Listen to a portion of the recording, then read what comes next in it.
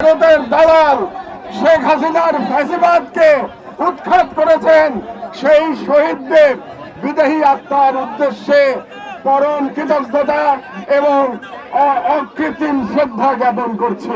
আমরা এই বিপ্লবের শহীদদের কোনোদিনও ভুলে যেতে পারি না।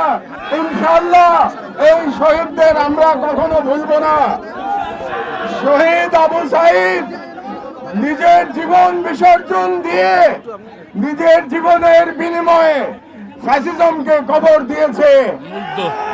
এক সময় বাংলাদেশের যে তরুণ কিউবার বিপ্লবের নায়ক চে গুয়েভারাকে বিপ্লবের প্রতীক হিসেবে বিবেচনা করত, সেই বাংলাদেশের তরুণ এখন আবু সাঈদকে তাদের আদর্শ হিসেবে জানে।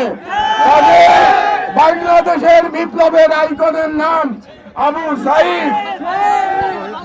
আবু সাঈদের সেই দুই হাত প্রসারিত করে ফ্যাসিবাদের পুলিশের উদ্ধত রাইফেলের সামনে উদ্ভাসিত মুখে দাঁড়িয়ে থেকে শাহাদাত বরণ করা বাংলাদেশের জনগণকে যুগের পর যুগ অনুপ্রেরণা দেবে ইনশাআল্লাহ। আজ থেকে 200 বছর, প্রায় 200 বছর আগে তিতুমির ব্রিটিশ সাম্রাজ্যবাদের সেনাদের সাথে লড়াই করে শহীদ হয়েছিলেন 1831 সালে। আজকে 200 বছর পরে আমরা শহীদ তিতুমিরকে পরম শ্রদ্ধা করে স্মরণ করি।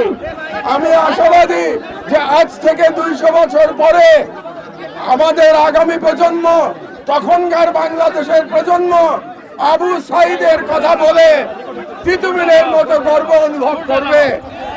শতাব্দীর পর শতাব্দী আবু সাঈদ আমাদের কাছে বিপ্লবের আইকন হিসেবে থাকবে। বাংলাদেশে মানবতাবোধের মহানায়কের নাম বলতে গেলে আমাদের মুগ্ধের নাম মনে পড়ে। এখানকার কাছেই এই উত্তরার রাজপথে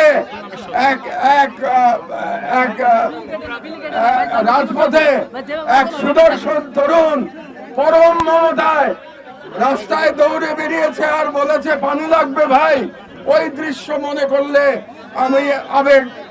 আমি আবেগ রাখতে পারি না। কাজেই মুগ্ধ আমরা আল্লাহর কাছে রহমত প্রার্থনা করি, আল্লাহ যেন মুগ্ধকে উত্তম পুরস্কার দান করেন। কিয়ামতের দিনে আরাফাতের ময়দানে যখন সবাই তৃষ্ণার্ত থাকবে, ইনশাআল্লাহ আমাদের মুগ্ধ তৃষ্ণার্ত থাকবে না ইনশাআল্লাহ। আমি আরো ভুলতে পারি না 7 বছরের এক শিশু যে এই বিপ্লবে অংশগ্রহণ করার জন্য তার মাকে নিয়ে রাজপথে নেমে এসেছিল। সে আবু সাঈদের কথা বলতে গিয়ে আবেগে কেঁদে সে তার মাকে জড়িয়ে ধরেছিল। আমি সেই শিশু এবং তার মাকে আমার শ্রদ্ধা এবং কৃতজ্ঞতা জানাই। আমাদের স্মরণে রাখতে হবে যে এই ছাত্র জনতার মিলিত অভ্যুত্থানে ভারত